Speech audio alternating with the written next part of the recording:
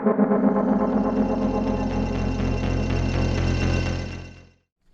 bats and ghouls and cryptids, Ian here for a special Goth on the Streets edition of Obscura Undead and Vamp Daddy's Spooky Goth Adventures. In this episode we're going to take a look at one of the newest in the dark music festival circuits that's going on here in the US, and that is Dark Spring Boston. We'll also get a unique perspective of the festival from Boston's very own the Pilgrims of Yearning, a dark wave post-punk goth band based right here in Boston by way of Chile.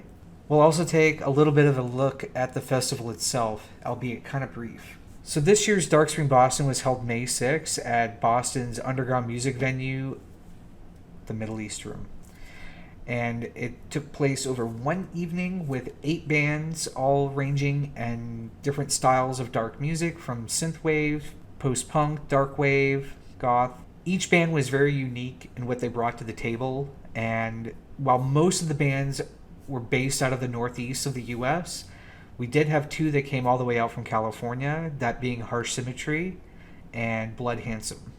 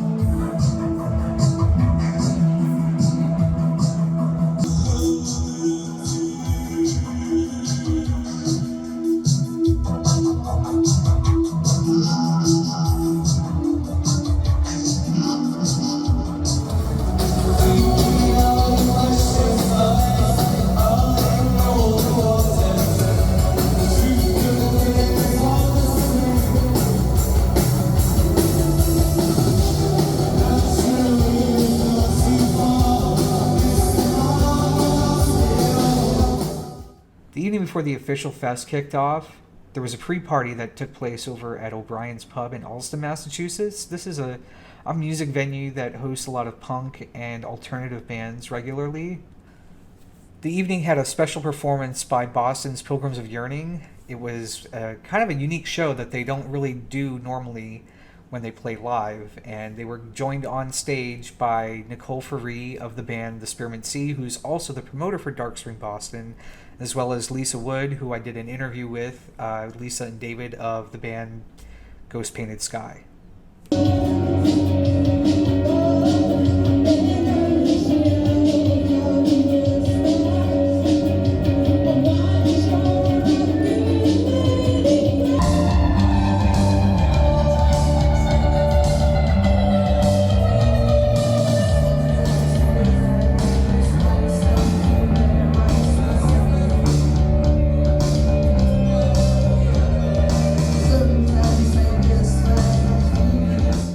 So initially I wanted to get audience reaction for the festival, but full disclosure, I was a DJ at this event, and it didn't really leave me a lot of time to go out and mingle. And also being new to Boston, new to the scene here, I didn't really know anybody. So it made it really hard for me to get away from spinning music as well as going out and getting to talk to people. Unfortunately, I didn't get the interviews that I had wanted. I did meet some new people, but I wasn't comfortable enough in getting them on camera. However, what follows is a great interview that I was able to get with Jules Garrott and Claudio Marcio of the Pilgrims of Yearning. We're up in the beautiful city of Boston in the state of Massachusetts, and I have with me the Pilgrims of Yearning, or Pilgrims of Yearning, if you will. I have Jules Garrott, Claudio Marcio, and we're here for a special occasion, Dark Spring Boston, which last year was a 2-day festival. This year, I should say, it's a 1-day event. I want to say there's about 6 to 8 bands playing. Seems like so many, but they're all so good. 8 bands. And last night we were privileged to have Pilgrims of Yearning kick off the event at O'Brien's Pub, and you guys did a great show. So it was awesome. I got to check it out, check out the footage that we're going to include with this video. So Jules and Claudio, let's talk a little about what's going on with you guys. So you're up here in Boston by way of Chile, and you've been here a bit. You've got a new EP that just came out last year.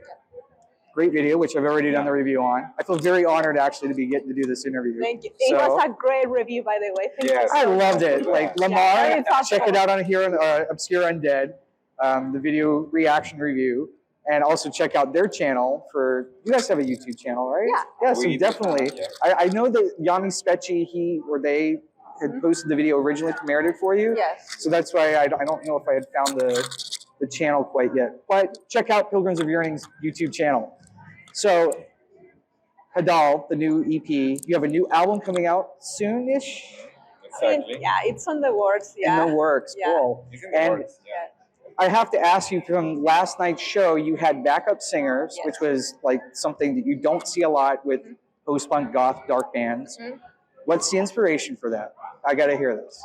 Yeah, well, I think it came from like the Supremes, that kind of thing, Right. We wanted to do like a very like a go kind of thing. I mean, it was the occasion as well, because it was a welcoming party. We feel like everyone was gonna be like relaxed, chilling, welcoming people coming from other cities, other bands. So we wanted it to be a party, and we wanted to have fun with it. And yeah, and immediately came like the Supremes idea, with the movements. It was very doo-wop, very Supremes, Motown, very Motown. Yeah. So is this something that you think you'll incorporate into future live shows? We might. We discussed about it. I mean, we could do it in local shows, right? I mean, And we have like Lisa's vocals, which are like very, low, dark. Yeah, she has a very low vocal, much higher. Exactly. So we have this combination of both. Right. And we have Jules in between. So, and if you don't know, the vocalist they had backing up was Lisa Wood from Ghost Painted Sky and Nicole Faree from Spearmint Sea. So one's very dream pop shoegaze in their styling, and the other one's very much post-punk goth, very dark, deep lyrics. So it was quite the show. So tell us more now, like this new album you have coming out. I'm excited to hear what's going on with that. Oh, I don't know if we are like in a place to talk a lot about it, but I mean, maybe we can say that in general, I think, we have a concept, but I think the main thing here is that you heard like Forsaken Lands, right? Mm-hmm. It was very like post-punk, goth. It was like very like guitar charged, like in that direction. Then Hadal, the EP, was a bit more like electronic sounding. I mean, we still have guitars. That's always going to be a thing with us. But Hadal was much more like dark wave kind of thing. And with this new work, we want to actually explore both directions. We don't want to limit our sound to just one thing, So the thing is, the interesting part will be to balance those two trends, to make a coherent thing. Would you say, so the album is going to be a mixture. What was the decision to go down that direction, that more dark wave sound? You can say that the new album has like two phases, right? Like different phases, because I mean, we are like embracing two different kind of sounds and playing with them at the same time, right? So experimenting with both. Yeah. I mean, as a band, it's like what's the most fun for us is to always like exploring new things. Like for instance, for us to create a song usually starts with a question, right? Like in what direction we want to go with this song. And it's always like with every individual song, we are like answering that kind of question, right? Right. So yeah, like I think the challenge will be, as I said, to balance those two trends that Claudio was saying. Okay. But we have an idea in mind for that, but I don't want to talk too much about it yet, because it ruins the fun. And your shows, and I would say if you have an opportunity ever to see them play live, it's a very high energy show. Jules is very animated on stage as a front person. Firecracker. Yes, definitely. And you're very chill back there playing your guitar, just laying it down, and you glide with it. You just go off. So I would definitely highly recommend checking out a Pilgrims of Yearning show. But we're going to move on and talk about Dark Spring Boston. So tell us, how did you get involved with Dark Spring? Well, we met Nicole and Michael a few years ago, basically through the band, because they really liked the sound we were doing, we became friends, and then they had this idea of the Dark Spring Boston. I mean, we were totally like put on from the first day, right, with this idea. What they're doing is fantastic. And we played last year. We had the luck to share stage with so many fantastic bands last year. You were here. Yeah, I was there. Yeah, it was amazing. And then for this edition, even if we are not playing the bill, we wanted to show our support somehow, because we think that their vision is fantastic, and they're our friends. We support our friends, our community. So that's how the idea of the welcoming party came up, and it might become a tradition, right? I think it's a good tradition. Yeah, I do. For next year, a lot of festivals I've noticed have done that, where they'll have like the night before everything kicks off. So it's like the party. If you're really eager, the party's waiting for you before the show even starts, and it's a really nice touch. So I hope that does continue.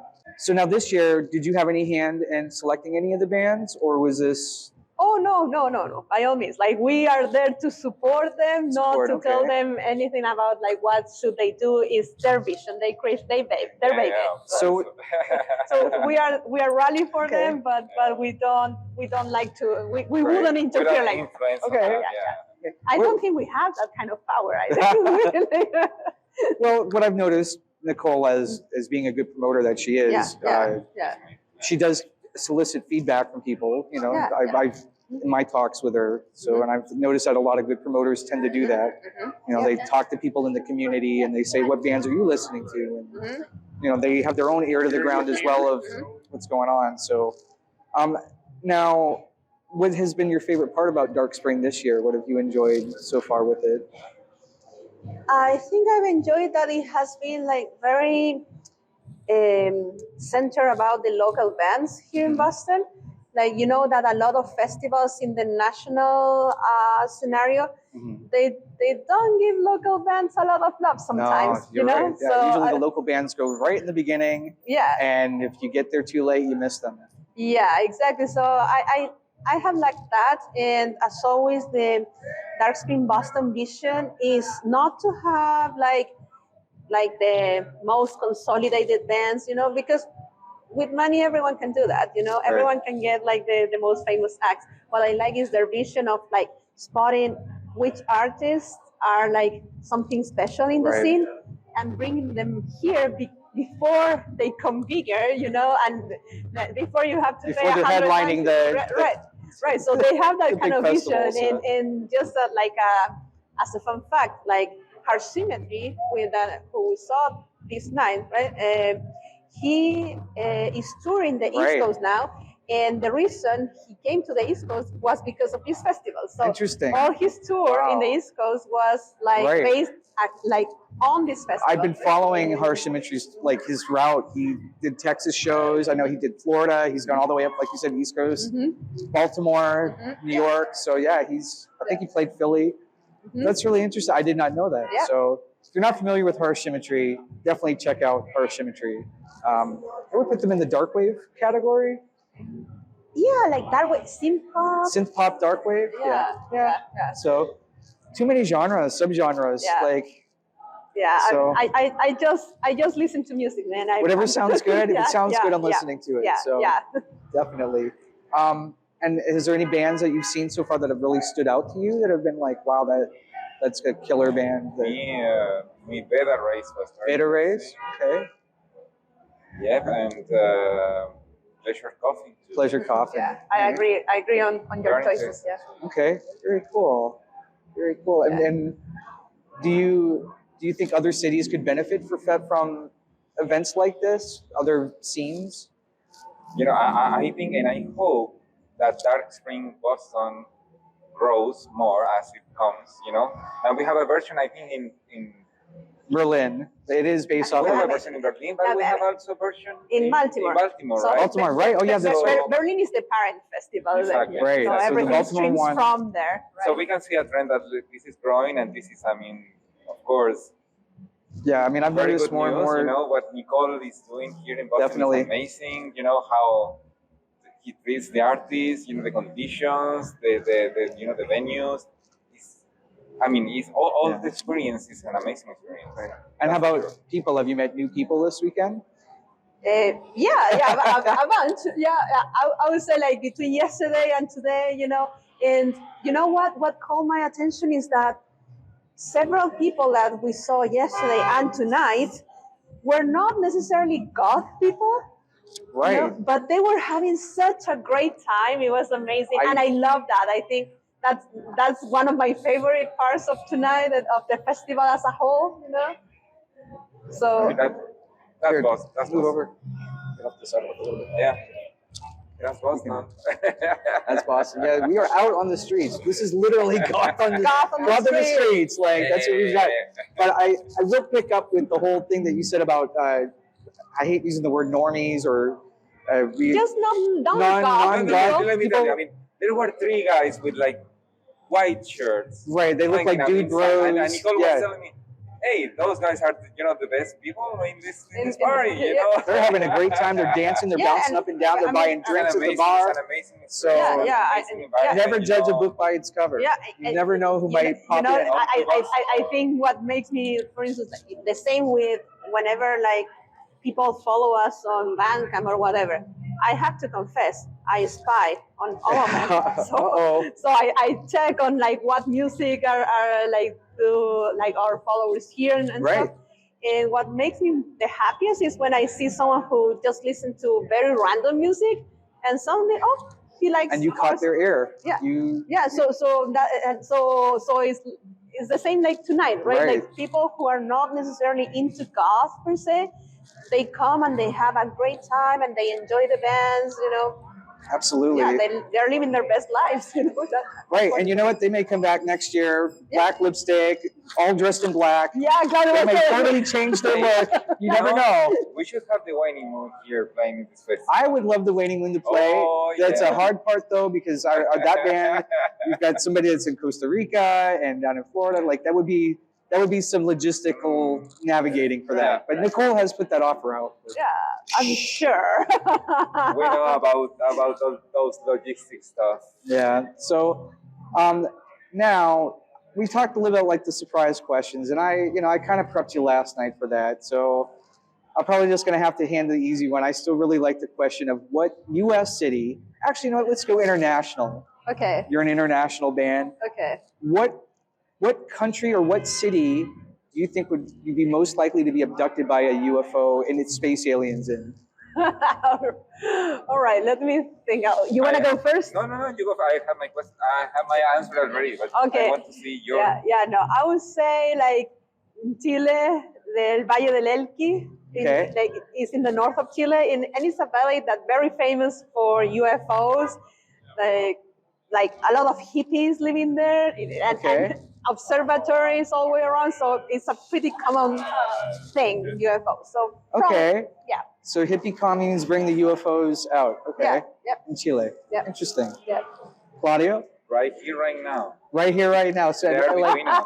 They're between us. Oh, you're the alien. Is that what you're saying? Maybe you. Maybe me. I could be the alien.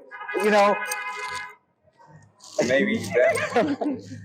I don't know if you remember the Garbage Pail Kids. There were stickers, and they took funny names of like they were like Cabbage Patch dolls, but they were stickers. They have one that is Alien Ian, and he's a space alien. He looks like a little. Yeah. Let me tell you something. I'm an alien resident. Oh well, you are actually. Yeah. That's very true. Alien resident. So am I. So I'm with two aliens. Alien residents. I feel them. Right. So if you are watching visitors from another planet, you have sympathizers here. Actually, we are kidnapping you now. So, as you can see, my abduction, I've been released back into the wild. I was able to glean some new insight into our alien visitors, and I have been fully assimilated.